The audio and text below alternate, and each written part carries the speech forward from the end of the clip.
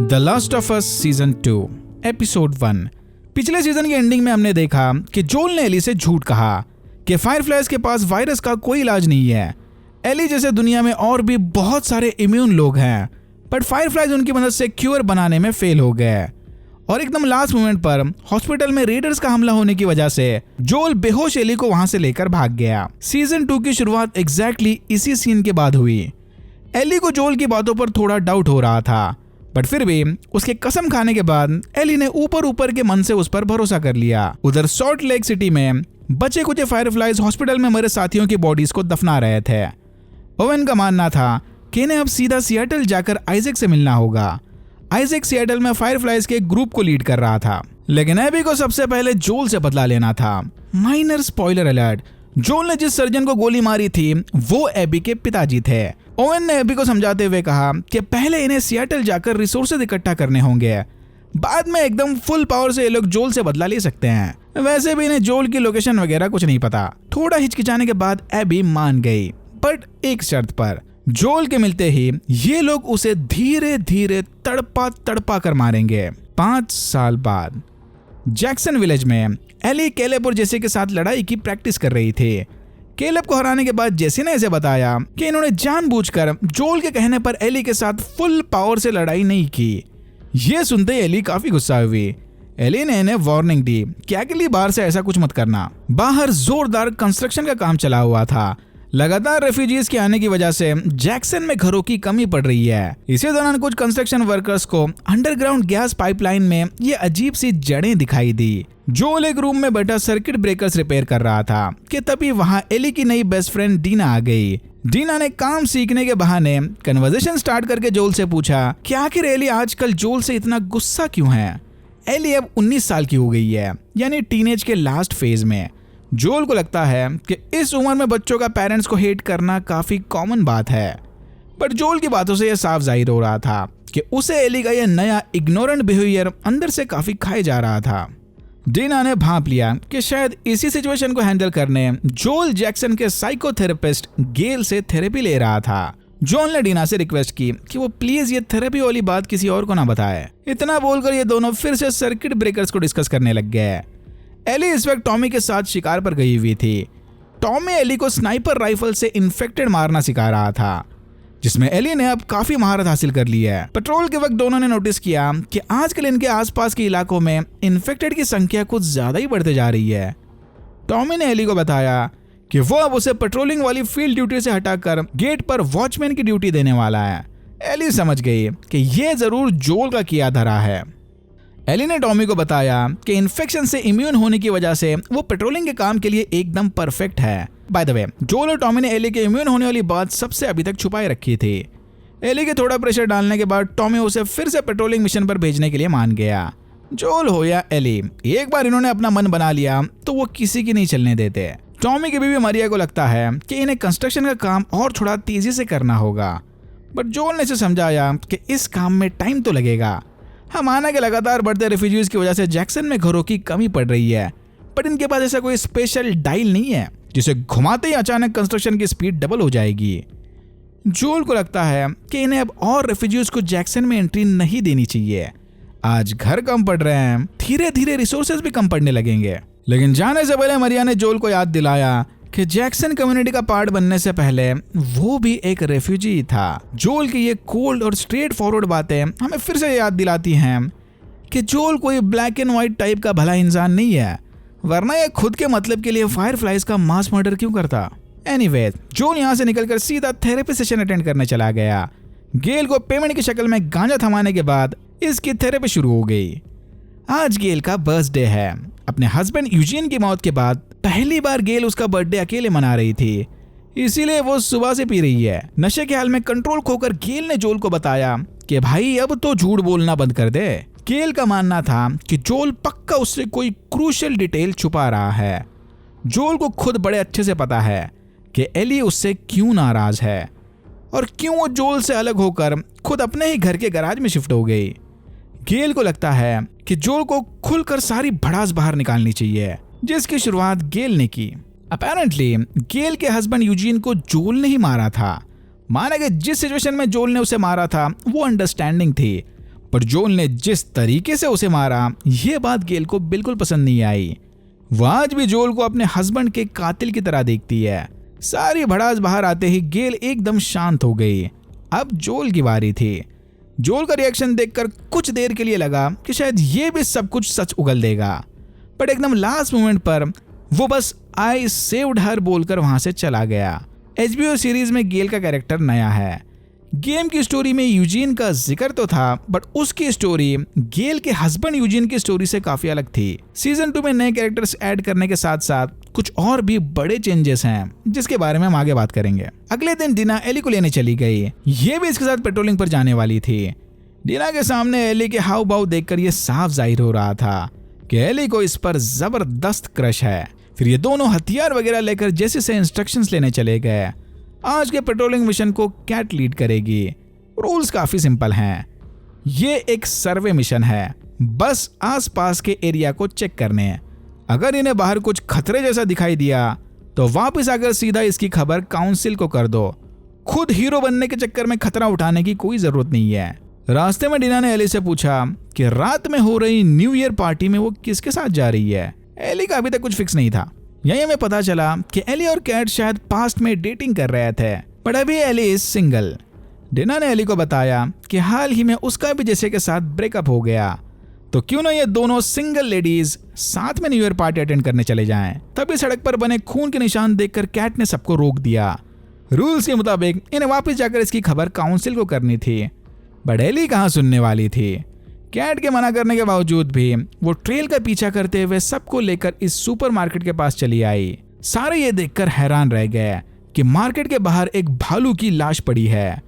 देख के लग रहा था कि ये काम इन्फेक्टेड ने किया है। इन्फेक्टेड कब से प्लान बनाकर शिकार करने लगे, और वो भी एक भालू जैसे पावरफुल जानवर का। कैट को जबरदस्ती मना कर एली और डीना सुपरमार्केट की छानबीन करने चले गए। खिड़की से क्लिकर्स की आवाज सुनकर इन्होंने भांप लिया कि अंदर 2 इन्फेक्टेड होंगे।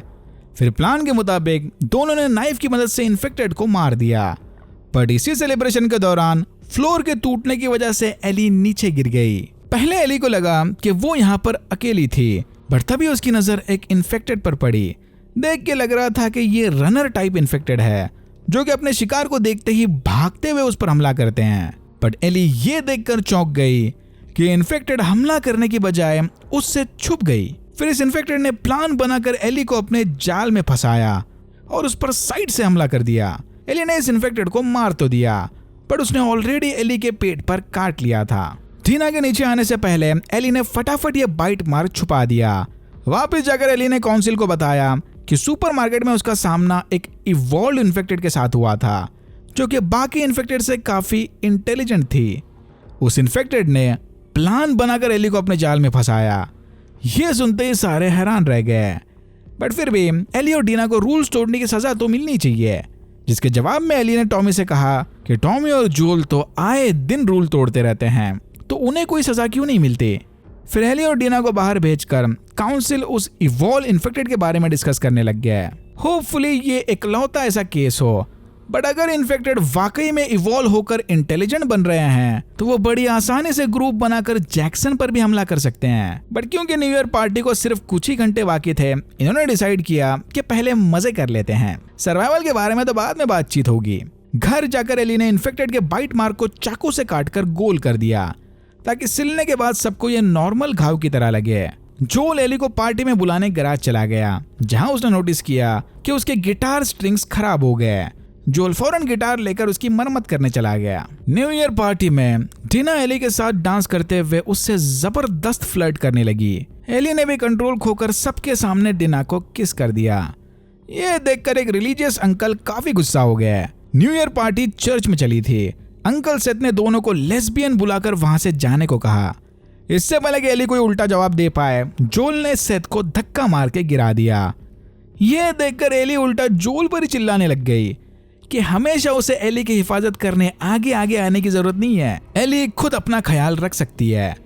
यह सुनते ही जोल मुंह लटकाकर चुपचाप वहां से चला गया। गेल भी समझ गई कि इधर मामला कुछ और ही है। सब कुछ शांत होने के बाद एली वापस घर चली गई। जोल बाहर बैठा रिपेयर्ड गिटार बजा रहा था। एली इसे बिना कुछ बोले गुस्से से गैराज में चली गई।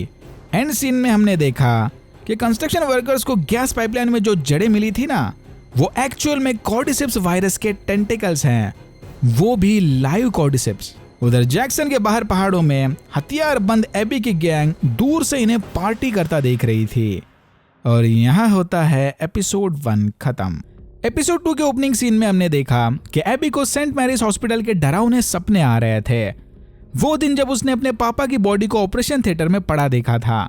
जोल तो बिना कुछ सोचे समझे एबी के बाप का भेजा उड़ाकर चला गया, बट बाद में बेचारी 19 साल की एबी को उस हादसे ने लाइफ लॉन्ग ट्रॉमा दे दिया।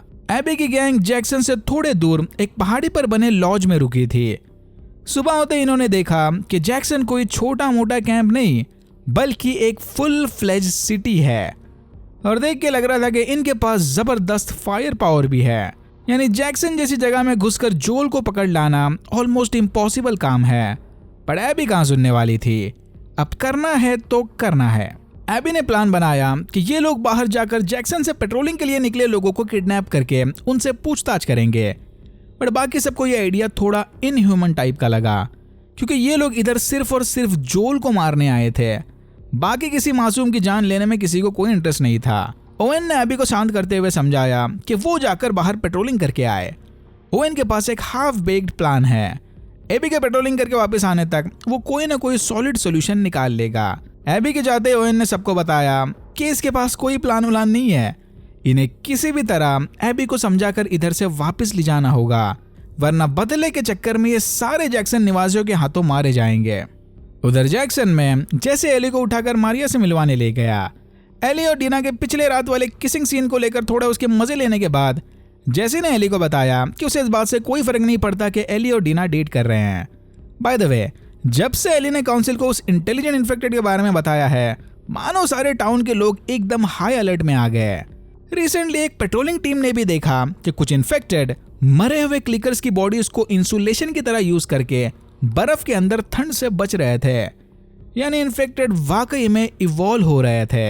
एली ने जैसे को बताया कि उसे जल्द से जल्द यहाँ का काम खत्म करके जोल के साथ पेट्रोलिंग पर जाना था। हम माना कि जोल और एली के बीच थोड़े प्रॉब्लम्स चले थे, बट फिर भी वो जोल के साथ पेट्रोलिंग पर तो जा ही सकती है। बट अनफॉर्चुनेटली एली के उठने से कुछ देर पहले ही जोल डीना को लेकर पेट्रोलिंग पर चला गया था। फिर सारे जाकर रेस्टोरेंट में इकट्ठा हो गए, जहां टॉमी सबको फिर से यहाँ के इमरजेंसी प्रोटोकॉल समझा रहा था। हाल ही में वे इंसिडेंट्स इस बात का अंदेशा दे रहे थे कि इन्फेक्टेड्स का हमला कभी भी हो सकता है। तो भलाई इसी में है कि सबको जैक्सन के सर्वाइवल प्रोटोकॉल्स एकदम अच्छे से याद हों। मेन रूल तो यही है कि इमरजेंसी बेल के बजते ही लड़ाई के काबिल लोग फौरन हथियार लेकर पोजीशन में आएंगे और बाकी लोग बच्चों और बूढ़ों को लेकर फौरन बेसमेंट में छुप जाएंगे। मीटिंग खत्म होते ही मारिया एली को सेथ से मिलवाने ले गई। सेथ ने पिछली रात वाले इंसिडेंट के लिए एली से माफी मांगी और उसे पेट्रोलिंग पर जाने स्टेक सैंडविच भी बना कर दिया। एली ने ऊपर ऊपर के दिल से इसकी अपॉलॉजी एक्सेप्ट कर ली और वहां से चली गई। पेट्रोलिंग के लिए जैक्सन से बाहर निकलते वक्त एली ने नोटिस किया कि शायद कोई बड़ा तूफान आने वाला है, बट जैसे का मानना था कि ये तूफान बस पहाड़ों में ही आकर बिखर जाएगा, इन्हें चिंता करने की कोई जरूरत नहीं। Famous last words. दूसरी तरफ एबी अपना पेट्रोलिंग राउंड पूरा करके वापस जाने ही वाली थी कि तभी उसकी नजर 2 घुड़सवारों पर पड़ी, जोल और डीना। एबी इन पर नजर रखने बर्फीले पहाड़ से धीरे धीरे नीचे उतर रही थी कि तभी अचानक वो फिसल कर सीधा नीचे वैली में गिर गई। बर्फ की वजह से इसे ज्यादा चोट नहीं आई, बट स्लाइडिंग करके नीचे आते वक्त इसने गन्स खो दिए। उधर जैक्सन के मौसम विभाग ने भांप लिया कि ये स्नो स्टॉर्म जरूरत से ज्यादा खतरनाक होने वाला था। टॉमी के कहने पर रेडियो स्टेशन ऑपरेटर एमी ने सारे पेट्रोल्स को कांटेक्ट करके जल्द से जल्द वापस आने के लिए कहा। एली और जैसे ऑलरेडी काफी दूर आ चुके थे, तो वापस जाने के बजाय वो तूफान शांत होने तक पास के ग्रोसरी स्टोर में चले गए। एली यहाँ ये देखकर हैरान रह गई कि यूजीन इस ग्रोसरी स्टोर में सीक्रेटली गांजा उगा रहा था। जैसे ने एली को बताया कि यूजीन पहले फायरफ्लाई था, बट बाद में उसने खून खराबे से परेशान होकर फायरफ्लाइज को छोड़ दिया। रिसेंटली यूजीन को मुक्ति दिलाने जोल ने उसे मार दिया था। जैसे कि बातों से लग रहा था कि यूजीन भी शायद इन्फेक्शन का शिकार हो गया। वैली में घूमते वक्त एबी ने नोटिस किया कि आसपास ढेर सारे इन्फेक्टेड के बॉडीज पड़े हैं। कुछ देर बाद ही बर्फ के अंदर से एक्टिव इन्फेक्टेड निकलकर एबी के पीछे पड़ गए। एबी किसी तरह अपनी जान बचाते हुए पास वाले माइनिंग फैसिलिटी में घुस गई, बट इन्फेक्टेड इधर भी चले आए। एक इन्फेक्टेड पीछे से पकड़कर एबी को काटने ही वाला था कि तभी जोल ने उसे बचा लिया। जोल एबी को लेकर फैसिलिटी के अंदर चला गया, जहां डिना उनका वेट कर रही थी। डिना को जोल का नाम लेता सुनकर एबी समझ गई कि यही उसका शिकार है, पर इसके पास कोई गन वगैरह नहीं होने की वजह से वो कुछ नहीं कर सकती। जोल और डिना यहीं रुककर तूफान के शांत होने का वेट करने वाले थे, बट तभी एबी ने उन्हें बताया कि इसकी गैंग पास ही के एक लॉज में रुकी है और इनके पास ढेर सारे हथियार भी हैं। थोड़े हिचकिचाने के बाद जोल ने इसकी बात मान ली और तीनों माइन से निकलकर सीधा लॉज की ओर भागे। एमी ने ओपन रेडियो में टॉमी को बताया कि जोल और डिना के साथ अभी तक इनका कांटेक्ट नहीं हो पाया, शायद उन्हें स्टॉर्म की वार्निंग भी नहीं मिली थी। यह सुनते ही एली फौरन जैसे के साथ दोनों को ढूंढने निकल पड़ी। जोल डिना और एबी के साथ लॉज की ओर जा रहा था। अब भी सैकड़ों इन्फेक्टेड इनका पीछा कर रहे थे। तभी जैक्सन के कंस्ट्रक्शन वर्कर को पाइप्स में कॉर्डिसेप्स के रूट्स मिले। रूट्स को हिलता देखकर ये भी समझ गया कि this is active cordyceps. Root के टूटते ही कॉर्डिसेप्स हाइव माइंड ने जोल के पीछे पड़े सारे इन्फेक्टेड को जैक्सन की ओर भेज दिया। सैकड़ों इन्फेक्टेड को जैक्सन की तरफ भागते आता देख वॉचर्स ने फौरन इमरजेंसी घंटी बजा दी। पहले तो ऑयल बैरल और फायर की मदद से टॉमी की गैंग ने किसी तरह इन्फेक्टेड को रोके रखा, बट जल्द ही इनका डर सच में साबित हो गया। इवॉल्व्ड इन्फेक्टेड मेन दरवाजे को छोड़कर एक ब्लोटर के साथ जैक्सन की कमजोर कड़ी पर हमला करने चले गए। टॉमी ने सबको चेतावनी दी कि अब किसी भी वक्त इन्फेक्टेड बैरियर्स तोड़कर जैक्सन के अंदर घुसने वाले हैं।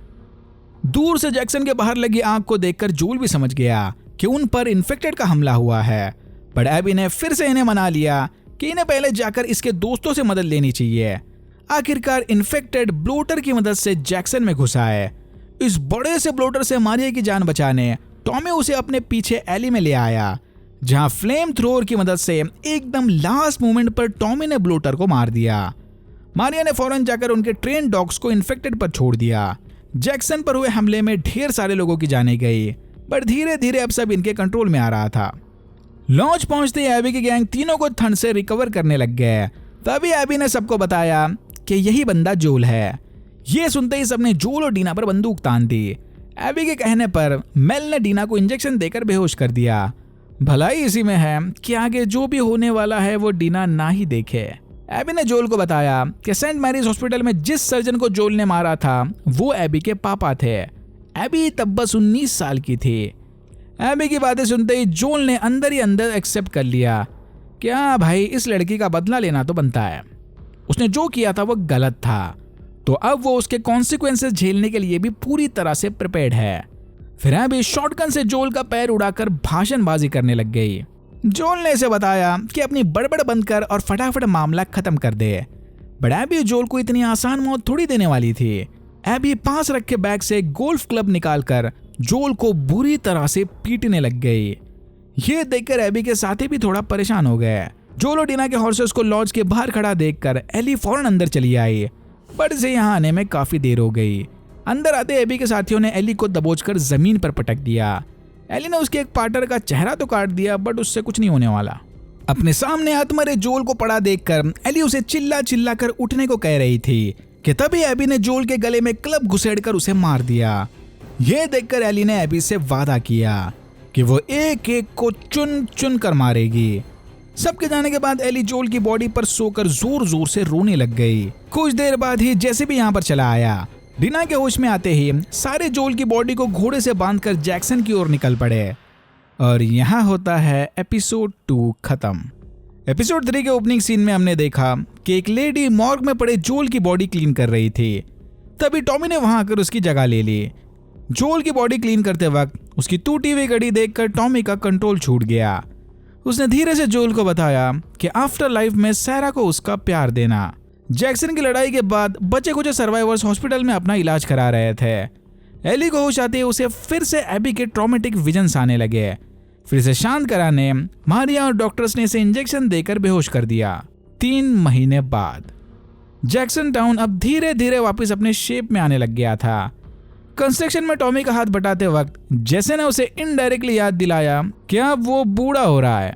3 महीने तक हॉस्पिटल में एडमिट रहने के बाद एली अब पूरी तरह से रिकवर हो गई थी।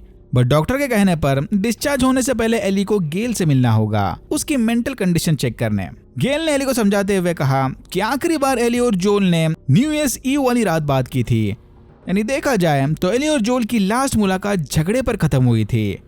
गेल को लगता है कि शायद ये बात से एली थोड़ी गिल्ट में होगी, बट एली का मानना था अगर आप किसी से सच्चा प्यार करते हो तो उनकी लास्ट मुलाकात वाले फीलिंग्स मैटर नहीं करते। बट ऑनेस्टली ये चीज काफी मैटर करती है। यही गेल ने एली को बताया कि जोल भी किसी वजह से थोड़ा परेशान था। जोल की बातों से गेल को लगा कि शायद उसने एली को बचाने उससे कोई बड़ा झूठ बोला था। एली फौरन समझ गई कि जोल यहाँ किस बारे में बात कर रहा होगा। एली ने फौरन टॉपिक चेंज करते हुए कहा कि उसे वाकई में नहीं पता कि जोल क्या बोल रहा था। एली को कभी ऐसा नहीं लगा कि जोल ने उसके साथ कुछ गलत किया है। गेल समझ गई कि एली भी उससे कुछ छुपा रही थी, बट फिर भी इसने एली को क्लियरेंस देकर डिस्चार्ज कर दिया। घर पहुंचते धीरे धीरे अब एली को जोल की कमी महसूस होने लग गई। टॉमी ने इसके लिए जोल के कुछ बिलोंगिंग्स छोड़े थे, जैसे ये घड़ी और रिवॉल्वर। एली ने फौरन रिवॉल्वर लेकर अपने पास रख ली। जोल के क्लोजेट में लटका उसका जैकेट देखकर एली की आंखें भर आई, पर तभी वहां पर डीना आ गई। एली फटाफट आंसू वगैरह पोंछकर डीना से मिलने चली गई। डीना एली के लिए चॉकलेट चिप कुकीज बनाकर लाई थी एज अ पीस ऑफरिंग, क्योंकि 3 महीने पहले डीना ने एली से झूठ कहा था कि उसे नहीं पता कि जोल को किसने मारा। बट डीना जोल के कातिल के नाम भी जानती थी और उनका पता भी। यह सुनते ही एली उससे काफी गुस्सा हुई, क्योंकि अब तक जोल के कातिल इनके हाथ से निकलकर काफी दूर चले गए होंगे। बट देखा जाए तो डीना ने जो किया वो बिल्कुल सही था। ना ही उस टाइम एली बदला लेने की कंडीशन में थी और ना ही जैक्सन के निवासी। सारे अपने अपने प्रॉब्लम से रिकवर हो रहे थे। वैसे भी दुश्मन पर हमला करने का ये टाइम सबसे अच्छा है, क्योंकि अब तक उन्हें लग रहा होगा कि जैक्सन के लोग तो इन्हें भुला चुके हैं। फिर डीना ने एली को एबी और उसके साथियों के नाम बताए। एबी के बैग पर लगा WLF पैच इस बात को दर्शाता है कि वो लोग वॉशिंगटन लिबरेशन फ्रंट के मेंबर होंगे, जिनका सिंबल वुल्फ है। WLF wolf. I know. Tina ने एक बार यूजीन को इनके बारे में बात करते हुए सुना था। WLF का मेन बेस सियाटल सिटी में है, यानी इन्हें एबी सियाटल में ही मिलेगी। यूजीन की बातों से लग रहा था कि जैक्सन के कंपैरिजन में WLF काफी छोटा ग्रुप है, तो ये लोग उन्हें बड़ी आसानी से निपटा सकते हैं। एली और डीना फौरन इन्फॉर्मेशन लेकर टॉमी के पास चले गए। टॉमी पहले तो इस बात से काफी गुस्सा था कि डीना ने सबसे अभी तक ये बात छुपाए रखी थी, पर बाद में वो समझ गया। लेकिन फिर भी टॉमी एली को बिना काउंसिल की परमिशन लिए सियाटल नहीं जाने देगा। यह सुनते एली ने टॉमी को बताया कि अगर जोल आज उसकी जगह होता तो वो ऑलरेडी सियाटल के आधे रास्ते पर पहुंच गया होता। टॉमी ने एली को याद दिलाते हुए कहा कि जोल उसका भाई था, यानी टॉमी जोल को एली से अच्छे से जानता है। जोल सियाटल जाता टॉमी को बचाने, उसका बदला लेने नहीं, क्योंकि फिलहाल इनकी मेन प्रायोरिटी जैक्सन को फिर से सुरक्षित करना है। काउंसिल के वोटिंग होने तक एली को रुकना ही होगा। फिर हमारी मुलाकात सेराफाइट्स ग्रुप से हुई। गेम में सेराफाइट्स एक रिलीजियस कल्ट की तरह है, जो कि एक फीमेल प्रॉफिट को मानते हैं। इनके बिलीव्स कहते हैं कि कॉर्डिसेप्स वायरस ऊपर वाले का भेजा एक श्राप है इंसानों को सजा देने। अभी इनके ज्यादा डिटेल में नहीं जाते, बट इतना समझ लो कि फेडरा या फिर इस केस में WLF ग्रुप सेराफाइट्स का सबसे बड़ा दुश्मन है, और कट्टर रिलीजियस कल्ट होने की वजह से ये लोग आधुनिक हथियार वगैरह भी यूज नहीं करते, बस हथौड़े और तीर कमान। ये लोग सीटी मारकर एक दूसरे के साथ लॉन्ग कम्युनिकेशन करते हैं ताकि वॉकी टॉकीज या फिर रेडियो यूज ना करना पड़े। सेराफाइट के सबसे आइकॉनिक निशानियों में से है इनका ये कॉस्ट्यूम, लोगो और चेहरे पर बने स्कार्स। इसी वजह से फायरफ्लाइज इन्हें स्कार्स के नाम से पुकारते थे। Okay, now back to the story. देख के लग रहा था कि सेराफाइट्स का ये ग्रुप सियाटल के बाहरी जंगलों में ट्रैवल कर रहा था। तभी इनके लीडर ने सीटी मारकर सबको बताया कि अभी तक तो सब ठीक है, आगे बढ़ते रहो।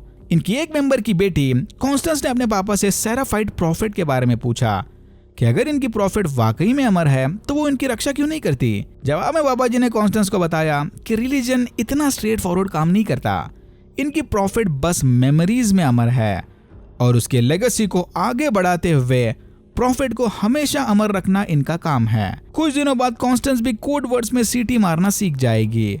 तभी इनके ग्रुप लीडर ने सीटी मारकर सबको चेतावनी दी कि आगे खतरा है। सारे फौरन जाकर झाड़ियों में छुप गए। काउंसिल वोटिंग से पहले एली जेसे के साथ ट्रेनिंग कर रही थी। यहीं एली ने जेसे को बताया कि हॉस्पिटल में वो सबसे छुपकर पुशअप्स और क्रंचेस वगैरह मारा करती थी। इसीलिए एली की फिजिकल कंडीशन पर ज्यादा इम्पैक्ट नहीं पड़ा। जैसे भी अब जैक्सन काउंसिल का मेंबर बन गया था। एली ने बातों ही बातों में इससे पूछा कि एनी आइडिया काउंसिल क्या वोट करने वाली है, बट जैसे रूल्स और रेगुलेशन को एकदम स्ट्रिक्टली फॉलो करता है। वो कोई न्यूज नहीं लीक करने वाला। बट जाने से पहले जैसे ने एली को एक सलाह दी। वोटिंग के दौरान कुछ भी बोलने से पहले एली ठंडे दिमाग से अपने पॉइंट्स एक पेपर पर लिख कर लाए, क्योंकि अगर एली गुस्से में बस बदले की आग में बोलने लगी तो कोई उसकी साइड नहीं लेने वाला। अगर वोटिंग एली के फेवर में गई तो काउंसिल जोल की मौत का बदला लेने एली के साथ 16 मेंबर्स को भेजने वाला था। बट एज एक्सपेक्टेड जैक्सन की करंट कंडीशन को देखते हुए मैक्सिमम लोग इस बदले वाले फैसले के सख्त खिलाफ थे। ऑलरेडी इनके ढेर सारी फौज मारी जा चुकी है। क्या बचे हुए लोगों में से भी 16 बेस्ट सोल्जर को बस एक बंदे की मौत का बदला लेना भेजना सही रहेगा? एक ने तो उठकर यह तक बोल दिया कि इन्हें सब कुछ भुलाकर जोल के कातिल को माफ कर देना चाहिए। Show them mercy. कब तक इस बदले की आग में जलते रहेंगे? ये सुनते ही सेथ की सटक गई और वो सरप्राइजिंगली एली के फेवर में बोलने लग गया कि क्या अगर कल को कोई बाहर का आदमी आकर तुम्हारे भाई को गोली मारेगा तो तुम उसे हंसी खुशी माफ कर दोगे? नहीं ना? तो जोल के कातिल को भी माफी नहीं मिलनी चाहिए, नहीं तो वो लोग वापस आकर और कुछ लोगों को मारेंगे कि ये साला जैक्सन के नरम दिल लोग तो हमें माफ कर देंगे। सेथ के शांत होते ही एली ने सबके सामने अपनी स्पीच दी कि ये बात बदले की नहीं बल्कि इंसाफ की है। अगर जैक्सन में रहने वालों को इंसाफ नहीं मिला तो क्या मतलब है इसे एक कम्युनिटी बुलाने का? ऐसी कम्युनिटी जो अपने मेंबर्स को इंसाफ दिलाने तक साथ नहीं आ सकती।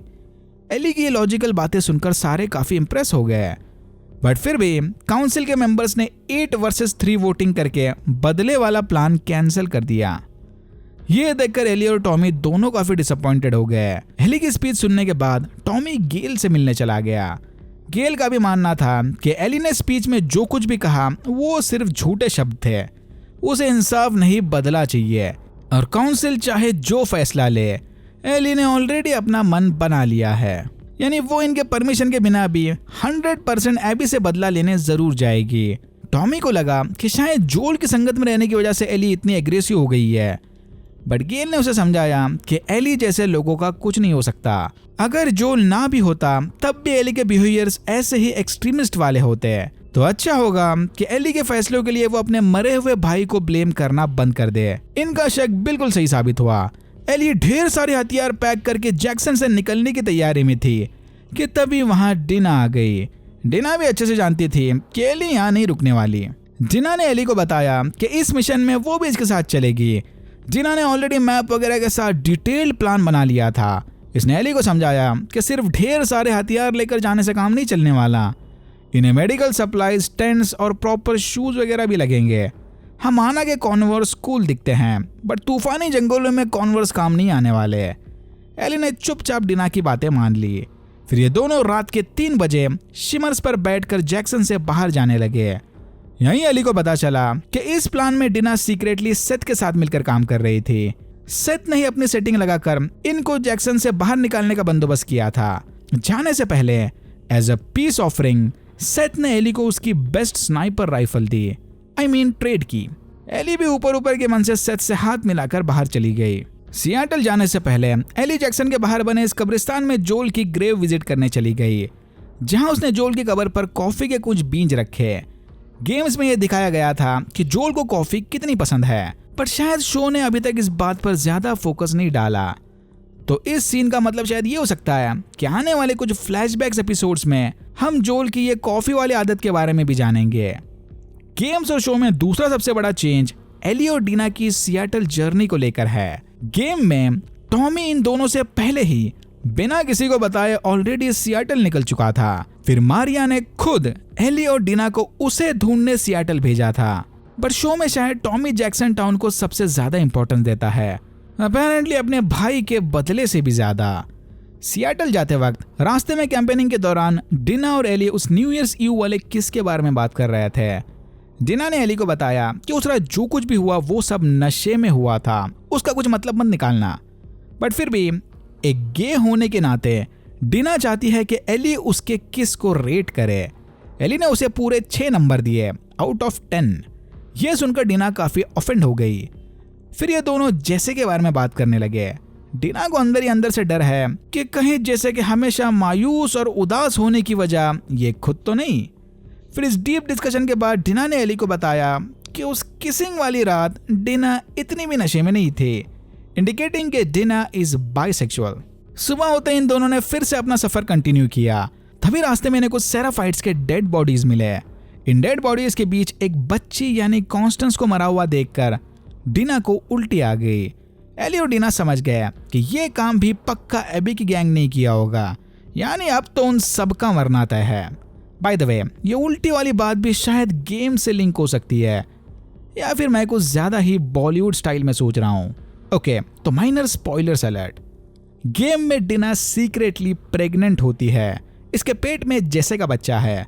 पता नहीं अब एचबीओ इस बच्चे वाली स्टोरी लाइन को फॉलो करेगा कि नहीं, बट ये उल्टी वाला सीन शायद उसका हिंट हो सकता है। सियाटल के बॉर्डर पर पहुंचते ही दोनों ने नोटिस किया कि ये जगह तो कुछ ज्यादा ही शांत है, यानी इनका शक शायद सही निकला।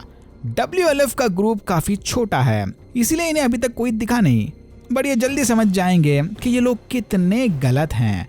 सियाटल में मैनेजर से ढेर सारे वॉचर्स आसपास नजर रखकर सड़कों पर घूमने वाले हथियारबंद WLF सोल्जर्स को अपडेट दे रहे थे। और हाँ, इनके पास टैंक्स और आर्मर्ड व्हीकल्स वगैरह भी हैं। और यहाँ होता है एपिसोड 3 खत्म। एपिसोड 4 की शुरुआत एक फ्लैशबैक सीन से हुई। 11 साल पहले फेडरल सोल्जर से भरा एक आर्मी ट्रक सियाटल में पेट्रोलिंग कर रहा था। अंदर जैनवर्ड्स नामी एक सोल्जर अपने साथियों को सार्जेंट ग्रीनबर्ग के फनी स्टोरी सुना रहा था। जैनवर्ड्स की बातें सुनकर यह साफ जाहिर हो रहा था कि फेडरा के ऑलमोस्ट सारे ही मेंबर्स एक नंबर के फैसिस्ट सोच वाले हैं। तभी एक न्यू जॉइनी सोल्जर बर्टन ने जैनवर्ड्स से पूछा कि ये लोग आम सिटीजन्स को वोटर्स कहकर क्यों पुकारते हैं। जैनवर्ड्स को इसका कोई आइडिया नहीं था। तभी इनके करंट सार्जेंट आइजैक ने बर्टन को बताया कि फेडरा ने सिटीजन्स के सारे ह्यूमन राइट्स छीन लिए थे, इंक्लूडिंग उनके वोटिंग राइट्स। इसीलिए सिटीजन्स को नीचा दिखाकर उनका मजाक बनाने फेडरल सोल्जर्स उन्हें वोटर्स कहकर पुकारते हैं। तभी अचानक कुछ WLF मेंबर्स ने इनका रास्ता रोक लिया। आइजैक ने सबको बताया कि सिर्फ ये और बर्टन नीचे उतरकर WLF मेंबर से बात करेंगे, ताकि बर्टन को उसके पहले ही दिन कुछ सीखने को मिल जाए। आइजैक ने नीचे उतरकर कंफर्म किया कि वो वाकई में WLF की लीडर हनरान से मिलने आया है। फिर दोनों की आइडेंटिटी कंफर्म होते ही आइजैक ने 2 हैंड ग्रेनेड्स को ट्रक में फेंककर सारे फेडरल सोल्जर्स को मार दिया। आज से ये भी ऑफिशियली WLF गैंग का मेंबर बन गया। आइजैक ने बर्टन को बताया कि वो भी जल्दी अपनी साइड चुन ले। पहले ये सीन देखकर फीलिंग आ रहे थे कि शायद आइजैक फैसिज्म के खिलाफ अवाम के हक में लड़ने वाला एक हीरो फिगर है, बट जल्द ही इसका असली रूप भी सामने आएगा। Now back to the present time. Seattle में घूमते वक्त वेस्टर्न फार्मेसी स्टोर में डिना को कुछ इंटरेस्टिंग चीज दिखी। एली बाहर शिमर्स पर बैठी इसका इंतजार कर रही थी। डिना ने एली को बताया कि वो बस 2 ही मिनट में सूसू करके बाहर आ जाएगी। सियाटल में घूमते वक्त इन दोनों को ढेर सारे रेनबो फ्लैग्स और प्राइड ग्राफिटीज दिखे। पोस्ट एपोकलिप्टिक वर्ल्ड में रहने की वजह से इन्हें प्राइड फ्लैग्स और प्राइड परेड्स के बारे में कुछ नहीं पता था। जो भी बोलो यार, क्रिएटर्स ने इस शो की वर्ल्ड बिल्डिंग और सेट डिजाइन्स में जबरदस्त मेहनत की है। मजा आ गया देखकर। तभी इनकी नजर एक अबैंडन टैंक पर पड़ी। टैंक की छानबीन करते वक्त एली ने उसका दरवाजा गिराकर जोरदार आवाज फैलाई, बट लकीली इस एरिया में कोई इन्फेक्टेड नहीं था। एली ने देखा कि टैंक के अंदर 3 सोल्जर की जली हुई लाशें पड़ी हैं, बिल्कुल अपोलो 1 मिशन की तरह, जिस फेल्ड मिशन में तीनों एस्ट्रोनॉट स्पेस में जाने से पहले ही जल के राख हो गए थे। ये सीन बेसिकली इस बात का हिंट है कि एली को स्पेस और एस्ट्रोनॉट में काफी इंटरेस्ट है। डिना ने देखा कि दूर एक टीवी स्टेशन टावर पर WLF का साइन बना है, इंडिकेटिंग कि शायद ये जितना सोच रहे थे WLF की गैंग उससे कहीं ज्यादा बड़ी थी। डिना ने एली को समझाया कि भलाई इसी में है कि वो रात में पैदल जाकर उस जगह की छानबीन करें। ऐसे दिन दहाड़े घोड़े पर बैठकर ऑल गन्स ब्लेजिंग एंट्री मारना खतरे से खाली नहीं। रात होने तक ये दोनों पास के म्यूजिक स्टोर में समय बिताएंगे। स्टोर को एक्सप्लोर करते वक्त एली को एक प्रिस्टीन कंडीशन में रखा अक्यूस्टिक गिटार मिला। एली फौरन गिटार लेकर टेक ऑन मी गाना गाने लग गई। एली को ऐसे गाता देखकर डिना की आंखें भर आई, और शायद इसी सीन में डिना को रियलाइज हुआ कि वो भी एली से सच्चा प्यार करती है। दूसरी तरफ आइजैक एक कमर्शियल किचन में प्रीमियम कुकवेयर पर ज्ञान देते हुए मालकम नामी एक सेराफाइट को टॉर्चर कर रहा था। आइजैक के काफी टॉर्चर करने के बाद भी ये बंदा टस से मस होने को तैयार नहीं था। आइजैक को जानना था कि कि ये स्कार्स या सेराफाइट्स अगला हमला कहां करने वाले हैं, बट इसके लग्जरी पैंट से चटके देने के बावजूद भी कोई फायदा नहीं था। यही हमें पता चला कि WLF और सेराफाइट्स दोनों ही एक दूसरे को अपना आर्च एनिमी मानते हैं। तूने पहले धोखा दिया, नहीं तूने पहले धोखा दिया टाइप की चिकन एग सिचुएशन। और गुस्से की आग में ये लोग इतने पागल हो चुके हैं कि दोनों साइड के लोग बच्चों को तक नहीं छोड़ते।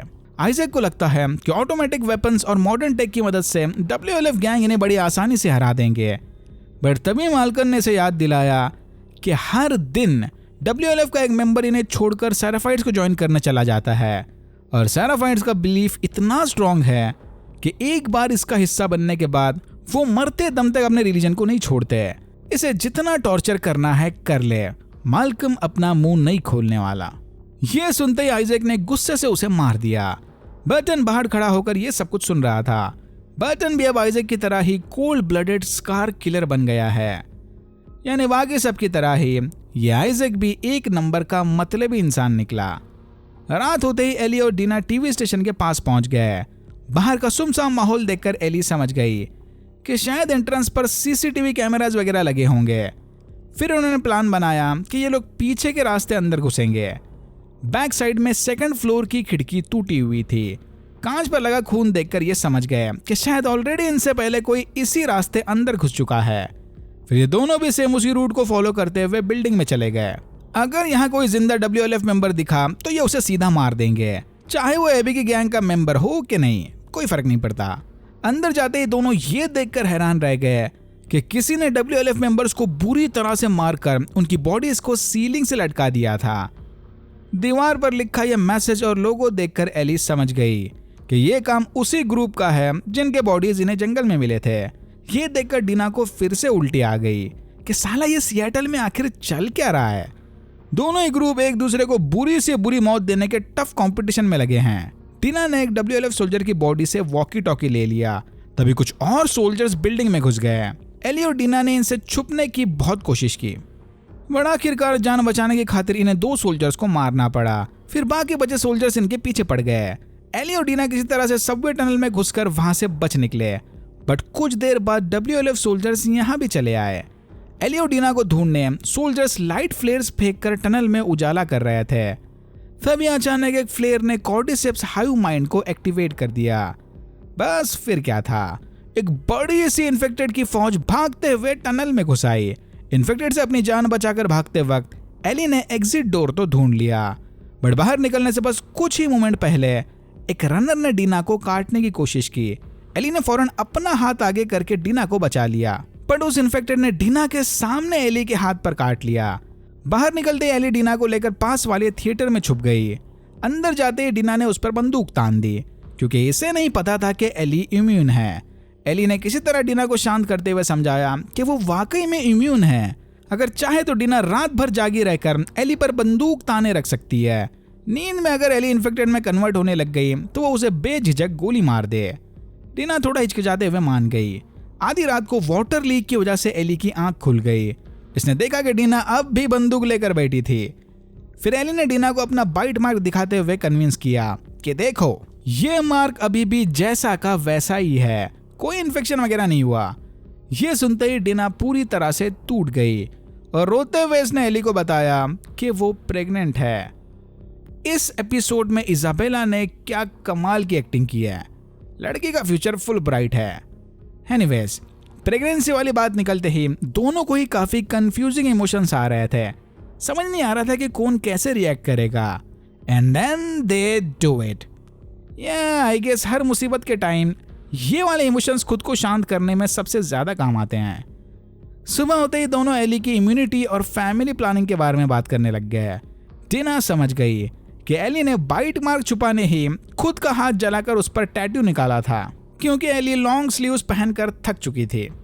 डीना बचपन से ही जानती थी कि वो एक बाइसेक्सुअल है, बट मम्मी के प्रेशर की वजह से उसने बस लड़कों को ही डेट किया। जैसे काफी अच्छा लड़का है, बट उसको डेट करने के बाद डीना को रियलाइज हुआ कि he is not the one, Ellie is. Dina अब अपनी सारी जिंदगी एली के साथ बिताना चाहती है, इसीलिए एली को खोने के डर से उसने प्रेगनेंसी वाली बात इसे बता दी। फार्मेसी में डीना को प्रेगनेंसी टेस्टर मिले थे। डीना ने 4-5 बार टेस्ट करके कंफर्म किया कि वो वाकई में प्रेग्नेंट है। एली ये सोचकर पैनिक मारने लग गई कि साला अब जेसे के साथ साथ वो खुद भी बाप बनने वाली है। यानी एली, डिना और जेसे तीनों ही बच्चे के पेरेंट्स होंगे। यानी टेक्निकली उस बच्चे के 2 माँ भी होंगे और 2 बाप भी। डैम। तभी इन्होंने वॉकी टॉकी पर नोरा का नाम सुना जो कि लेक हिल में थी। दोनों फौरन समझ गए कि अगर नोरा लेक हिल में है तो एबी भी उन्हें वहीं मिलेगी। बाहर टेरेस पर जाकर इन्होंने देखा कि लेक हिल के पास धमाकेदार लड़ाई चली थी। यानी उस एरिया में घुसना इतना भी आसान नहीं होने वाला। एली ने डिना को बताया कि करंट सिचुएशन को देखते हुए भलाई इसी में है कि डिना यहीं रुककर एली के आने का वेट करे। बट डिना ने एली का हाथ थामकर उसे बताया कि चाहे कुछ भी हो जाए वो हर लड़ाई में एली के साथ है। और यहाँ होता है एपिसोड 4 खत्म। एपिसोड 5। हनरान सियाटल के एक हॉस्पिटल में सार्जेंट एलिस पार्क से पूछताछ करने चली गई। हाल ही में हुए किसी इंसिडेंट की वजह से एलिस ने अपने ही कुछ साथियों को मारकर हॉस्पिटल के बेसमेंट में जाने वाले सारे रास्ते सील कर दिए थे। बेसमेंट में मरे उन सोल्जर्स में एलिस का बेटा लियन भी शामिल था। एलिस ने हनरान को बताया कि पहले तो सब कुछ एक रूटीन मिशन की तरह स्टार्ट हुआ था। लियन कुछ सोल्जर्स को लेकर हॉस्पिटल के बेसमेंट लेवल्स B1, B2 और B3 को क्लियर करने गया था, यानी इन्फेक्टेड से क्लियर करने। अपेरेंटली यहीं से कॉर्डिसेप्स आउटब्रेक की शुरुआत हुई थी। तो एक तरह से इस हॉस्पिटल का बेसमेंट वायरस ब्रेकआउट का ग्राउंड जीरो है। लियन की टीम को B1 फ्लोर पर तो कुछ नहीं मिला, बट B2 से उन्हें दीवार और फ्लोर पर कॉर्डिसेप्स फंगस दिखाई दिया। कुछ देर बाद ही लियन ने एलिस को कांटेक्ट करके बताया कि कॉर्डिसेप्स वायरस बेसमेंट की हवा में है और हवा में फैले पार्टिकल से इनकी पूरी टीम इन्फेक्टेड हो गई। फिर लियन के कहने पर एलिस ने किसी तरह अपने इमोशंस पर कंट्रोल करके लियन समेत बाकी सोल्जर्स को भी बेसमेंट में सील कर दिया। ये एयरबॉर्न कॉर्डिसेप्स पार्टिकल्स एके स्पोर्स गेम का तो बड़ा कॉमन पार्ट थे, बट शो में हाल ही में इंट्रोड्यूस हुए हैं क्योंकि वायरस का एयरबॉर्न होना इसे और भी ज्यादा खतरनाक बनाता है। एलिस की ब्रीफिंग सुनने के बाद हनरान ने डिसाइड किया कि फिलहाल तो ये इन्फॉर्मेशन बस सीनियर लीडर्स तक ही सीमित रहेगी। ये अभी पूरा हॉस्पिटल सील करने का रिस्क नहीं ले सकते क्योंकि यहाँ पर काफी रिसोर्सेस हैं। तो भलाई इसी में है कि अभी के लिए एयरबॉर्न वायरस वाली बात बस गिने चुने लोगों तक ही लिमिटेड रहे। इतना बोलकर हनरान वहां से चली गई। दूसरी तरफ डिना और एली ऑडिटोरियम में बैठे नोरा तक पहुंचने का सेफ रूट ढूंढ रहे थे। इन्हें ये तो पता था कि नोरा वहां के हॉस्पिटल में है, बट पेट्रोल से बचते बचाते उधर तक पहुंचना इतना आसान काम नहीं है। तभी डिना की नजर पड़ी कि पेट्रोलिंग वाले किसी रीजन की वजह से मैप पर बनी इस बड़ी सी बिल्डिंग पर ध्यान नहीं देते, इंडिकेटिंग कि शायद इस बिल्डिंग में ढेर सारे इन्फेक्टेड होंगे। बट इस बिल्डिंग के थ्रू ये दोनों बड़ी आसानी से WLF सोल्जर्स को बाईपास करके हॉस्पिटल में घुस सकते हैं। WLF वाले खुलेआम रेडियो पर अपनी पोजीशन लीक कर रहे थे क्योंकि उन्हें अच्छे से पता था कि स्कार्स या सेराफाइट्स मॉडर्न टेक यूज नहीं करते। बट उनके इसी ओवर कॉन्फिडेंस की वजह से एली और डिना ने बड़ी आसानी से WLF सोल्जर्स के अगेंस्ट प्लान बना लिया।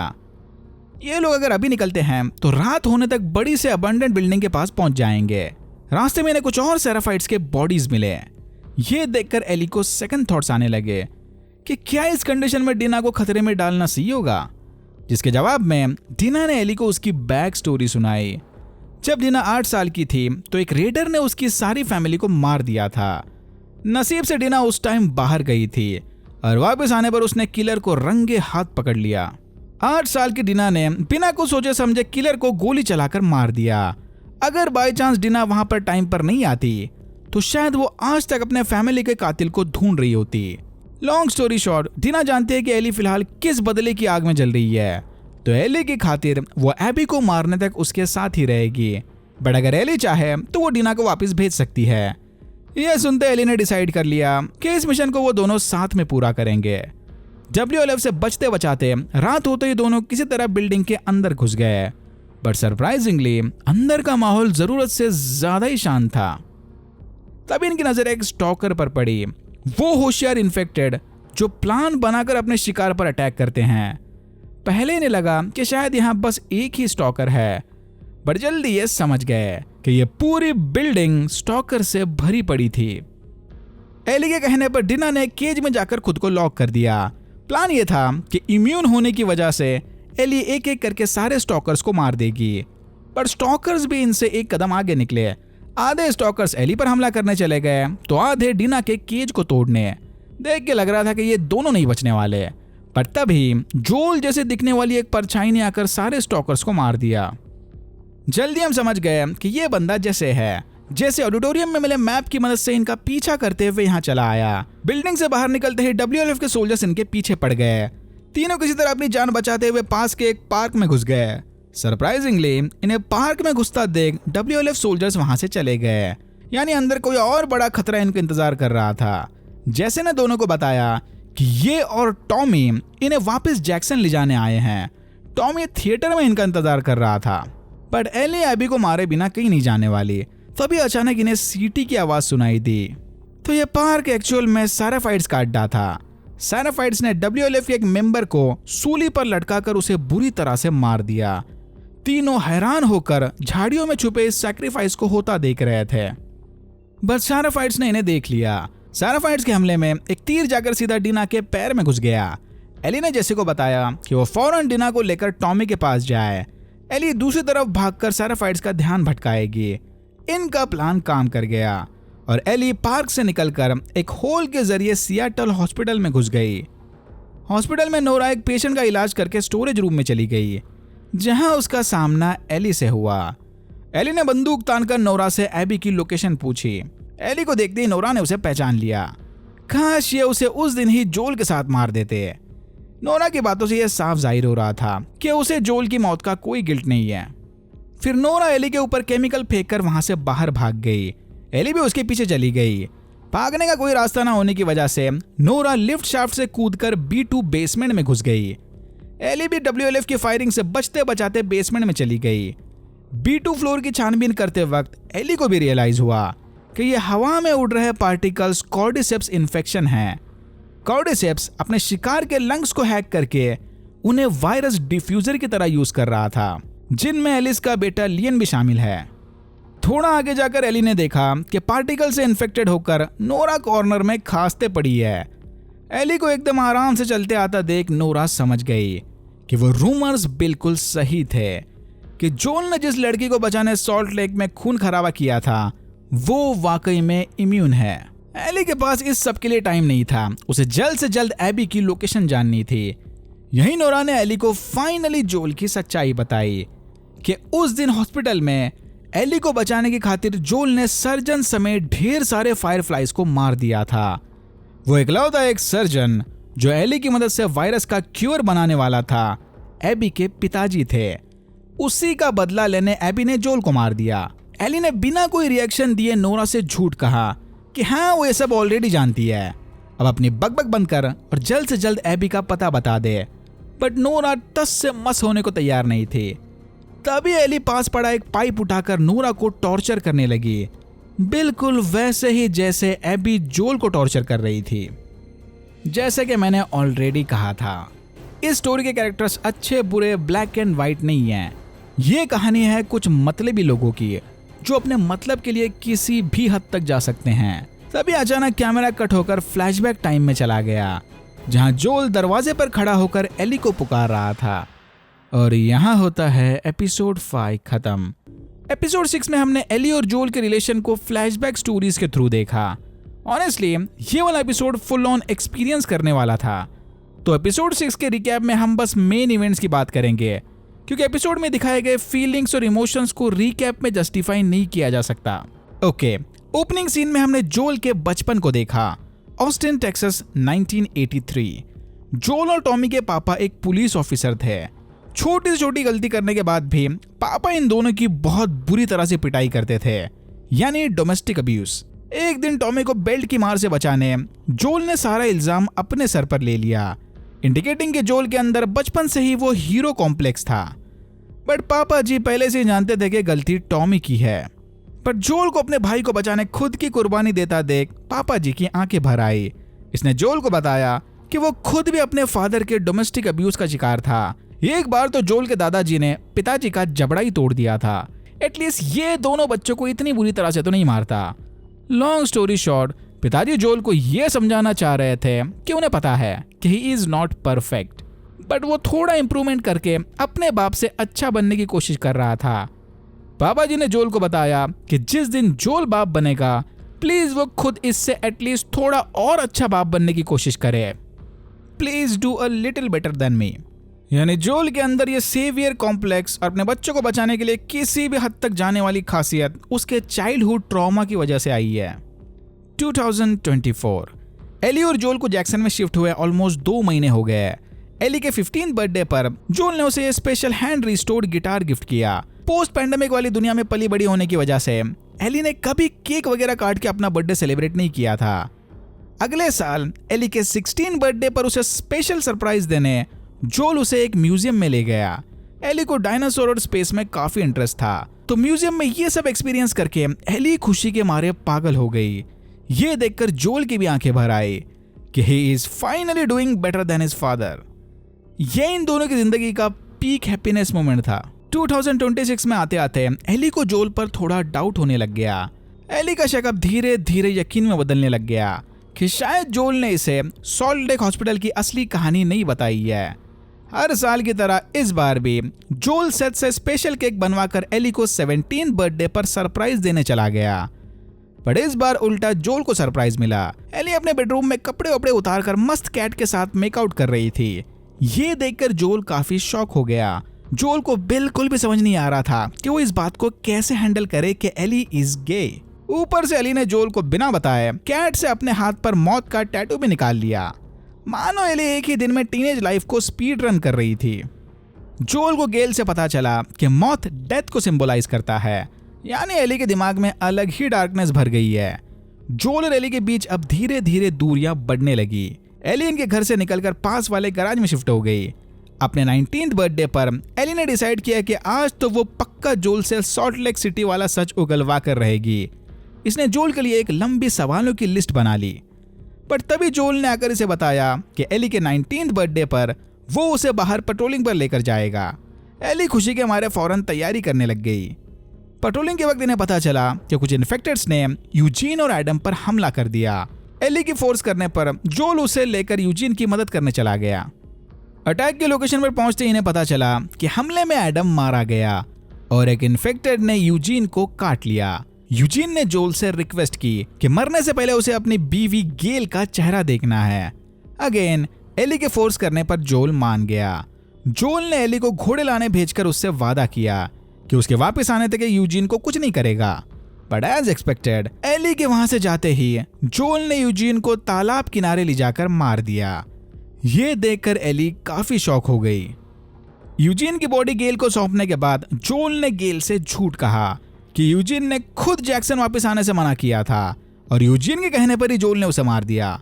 मरने से पहले यूजीन ने जोल के पास गेल के लिए अपना आखिरी मैसेज भी भेजा था। बट तभी एली ने चिल्लाकर गेल को बताया कि जोल सब कुछ झूठ बोल रहा है। यूजीन के गिड़गिड़ा कर रिक्वेस्ट करने के बाद भी जैक्सन लाने के बजाय जोल ने उसे बेरहमी से मार दिया। यह सुनते ही गेल ने जोल को थप्पड़ मारकर वहां से भगा दिया। 9 महीने बाद न्यू ईयर्स यू वाले उस इंसिडेंट के बाद एली गुस्से से घर चली गई। जोल पोज पर बैठा कॉफी पीते हुए गिटार बजा रहा था। पहले हमें लगा था कि एली बस जोल को गुस्से से देखकर गैराज में चली गई, पर एक्चुअल में एली कुछ देर बाद वापस आ गई थी। यहीं एली को पता चला कि जोल कॉफी लवर है। एली ने जोल को बताया कि यूजीन को मारने से पहले जोल ने जो शक्ल बनाई थी बिल्कुल वैसे ही एक्सप्रेशन इसने सॉल्ट लेक सिटी से निकलने के बाद एली को दिए थे। यानी उस दिन भी जोल झूठ बोल रहा था। जोल के पास सब कुछ सच बताने का आज बस एक ही मौका है। यह सुनते ही इशारों में जोल ने एली को सब कुछ सच बता दिया कि उस दिन हॉस्पिटल में कोई रेडर्स का अटैक नहीं हुआ था। क्योर बनाने में एली की जान जाने वाली थी। इसका पता चलते ही जोल ने एली को बचाने की खातिर सबको मार दिया और अगर उसे दूसरा मौका मिले तो वो फिर से ऐसा ही करेगा। एली ने रोते हुए जोल से कहा कि वो एक नंबर का सेल्फिश इंसान है, जिसके जवाब में जोल ने एली को बताया कि वो नहीं समझ सकती कि एक बाप का प्यार क्या होता है।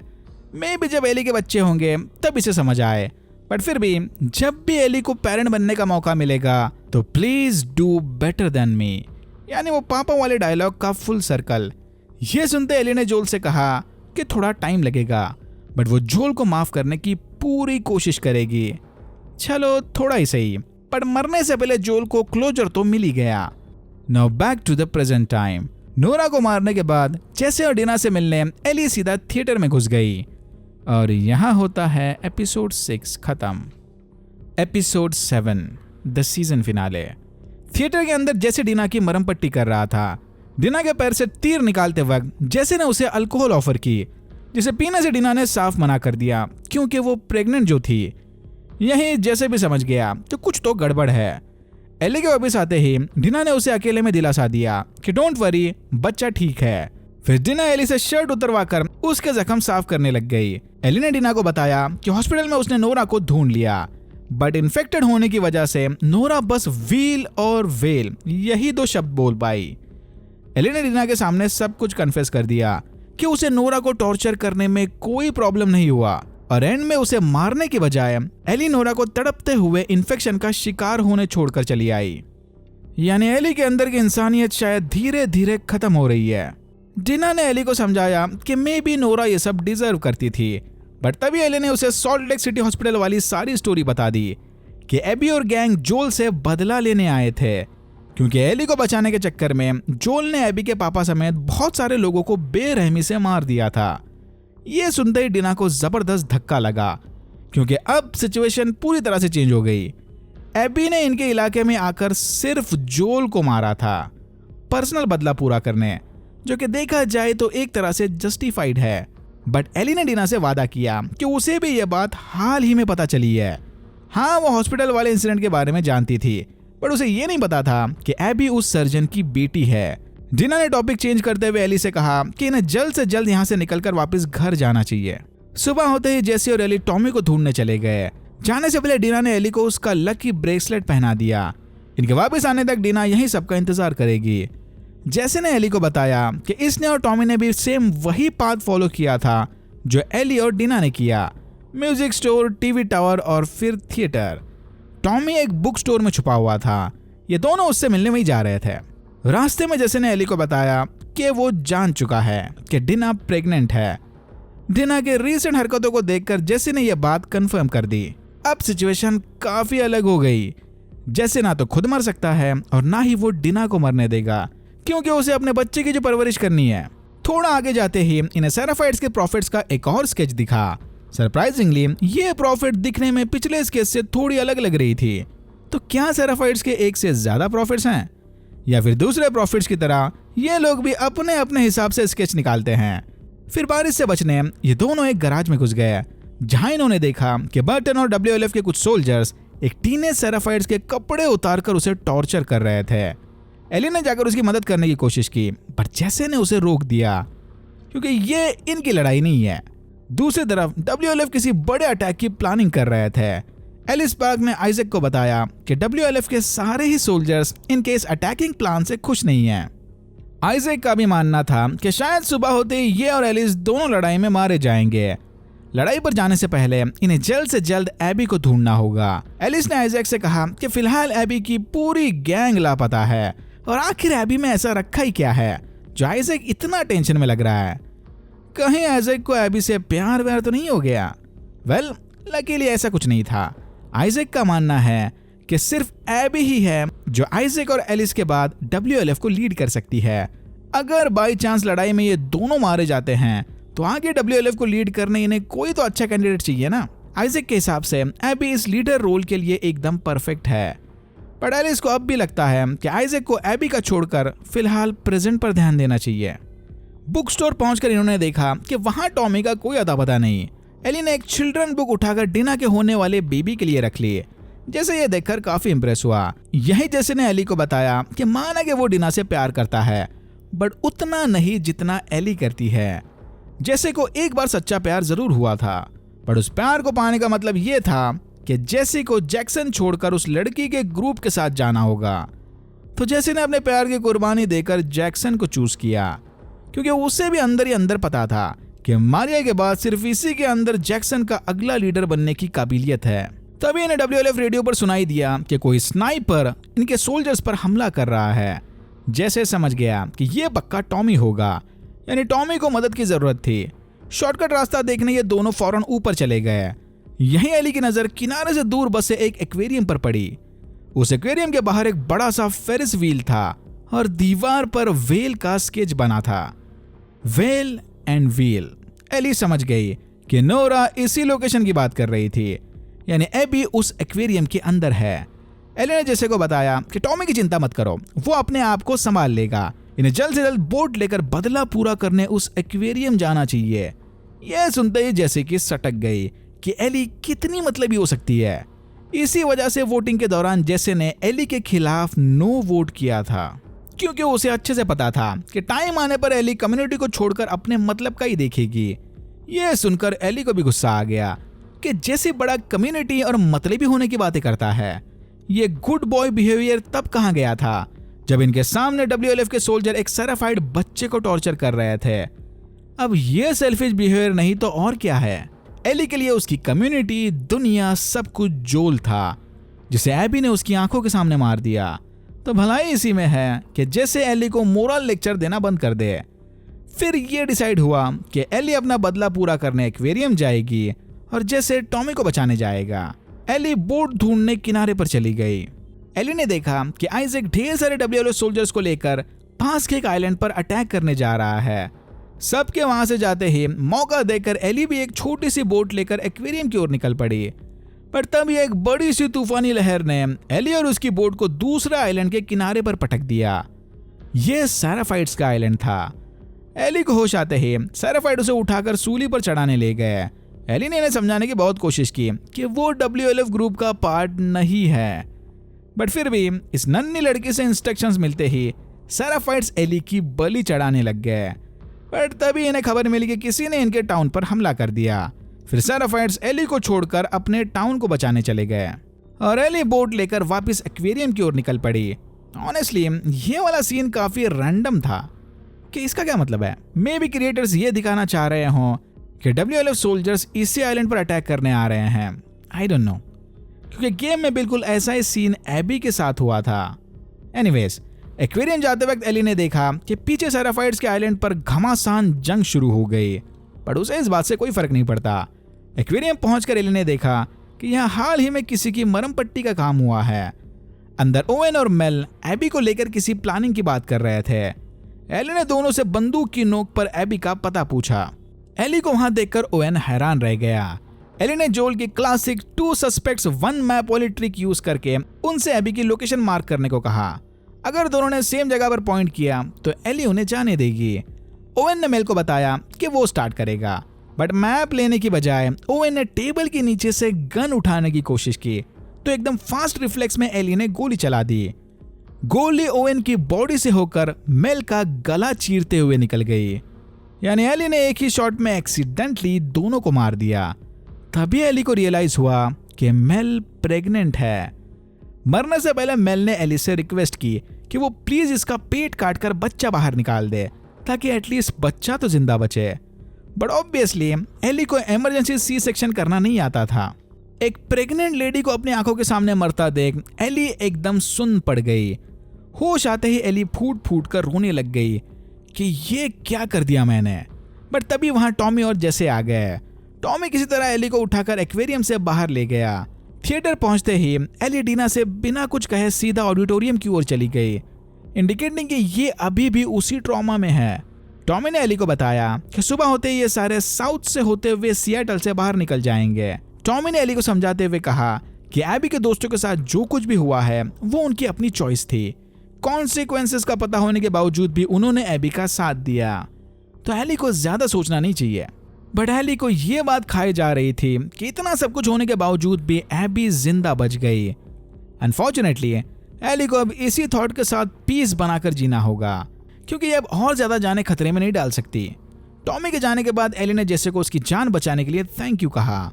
जैसे भी अच्छी तरह से जानता था कि अगर वो ऐसी सिचुएशन में फंसा होता तो एली भी उसे बचाने के लिए दुनिया को आग लगा देती। So all good. तभी इन्हें बाहर से गोलियों की आवाज सुनाई दी। दोनों भागते हुए ऑडिटोरियम के बाहर चले गए।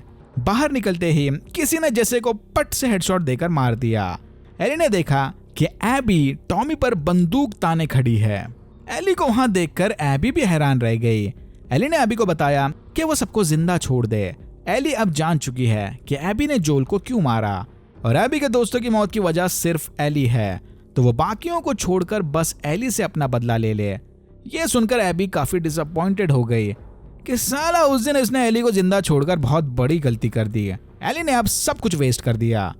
इतना बोलकर एबी ने एली पर बंदूक तान दी और हमें गोली की आवाज सुनाई दी। फिर कैमरा कट होकर फ्लैशबैक टाइम में चला गया।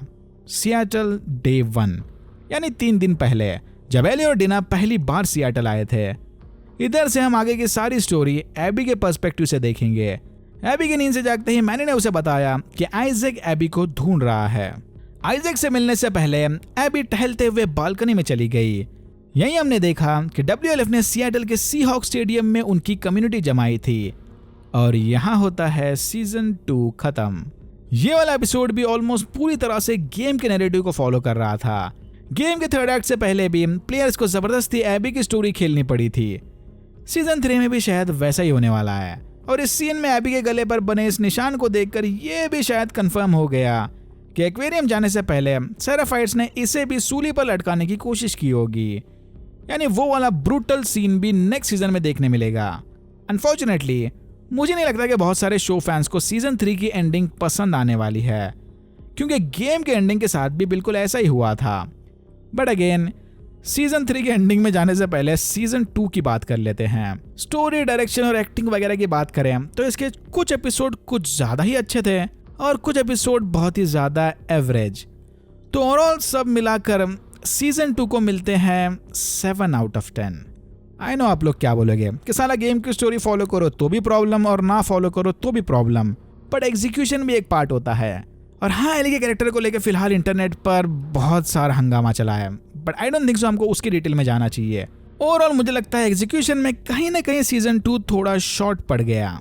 और ऑब्वियसली जोल के मरने के बाद जो बड़ा सा वॉइड क्रिएट हो गया था, शो क्रिएटर्स अनफॉर्चुनेटली उसे भी नहीं भर पाए। तो हाँ, इसके एटलीस्ट 3 एपिसोड तो फुल ऑन 10 आउट ऑफ 10 थे, बट बाकी 4 एपिसोड हार्डली 6 आउट ऑफ 10। तो ओवरऑल 7 आउट ऑफ 10। ओके, अब बात करते हैं गेम की एंडिंग की। अगर स्टोरी की एंडिंग नहीं जाननी तो इस वीडियो को यहीं बंद कर देना। Again major spoiler warning. Ellie और डिना एक फार्म में शिफ्ट होकर उनके बच्चे को बड़ा करने का डिसीजन लेते हैं, बट एली और एबी का रिवेंज साइकिल अभी खत्म नहीं हुआ। एली फाइनली बदले की आग में सब कुछ छोड़ छाड़ कर वापस एबी से बदला लेने चली जाती है। एबी के साथ फाइनल फाइट के दौरान एली हाथ की 2 उंगलियां खो देती है, यानी अब वो कभी गिटार नहीं बजा सकती। बट एबी को मारने से ठीक पहले एली को अचानक से जोल की बातें याद आने लगती हैं। शायद शो में ये लोग वो do a little better than me flashback को यूज करें। लॉन्ग स्टोरी शॉर्ट, एकदम लास्ट मोमेंट पर एली एबी को मारने के बजाय उसे छोड़ने का डिसीजन लेती है, ताकि इनके बीच चला ये बदले का खेल हमेशा हमेशा के लिए खत्म हो जाए। फार्म में वापस जाने के बाद एली को पता चला कि उसके सेल्फिश बिहेवियर की वजह से डिना भी उसे छोड़कर चली गई। अंत में एली बस अकेली बच जाती है। दी एंड। बहुत सारे लोगों को ये एंडिंग ना पसंद आने का सबसे बड़ा रीजन है कि सेकेंड गेम में क्रिएटर्स एली की इम्यूनिटी स्टोरी लाइन को पूरी तरह से साइडलाइन करके उसके पर्सनल बदली वाली स्टोरी में घुस गए। हाँ, ये एंडिंग एक नॉर्मल रिवेंज स्टोरी के लिए ठीक है, और भाई इस यूनिवर्स में इन्फेक्टेड वायरस वगैरह हैं, वो स्टोरी लाइन तो पूरी तरह से साइडलाइन हो गई ना। आई मीन, कहाँ एली का आर्क ह्यूमैनिटी को बचाने से लेकर एक पर्सनल दुश्मनी पर आकर खत्म हो गया। पता नहीं अब 3rd गेम कब आएगा, या फिर आएगा भी कि नहीं। होपफुली शो सीजन 3 में थोड़े क्रिएटिव रिस्क लेकर इम्यूनिटी वाले स्टोरी लाइन में भी कुछ ऐड कर दे। Alright, that's it for now. अगर आपको वीडियो अच्छा लगा तो please like, share and subscribe for more videos like this. मैंने ऐसे और भी वीडियोस बनाए जिनके लिंक्स आपको डिस्क्रिप्शन बॉक्स में मिल जाएंगे। Thank you very much for watching and I am hoping to see you in my next one.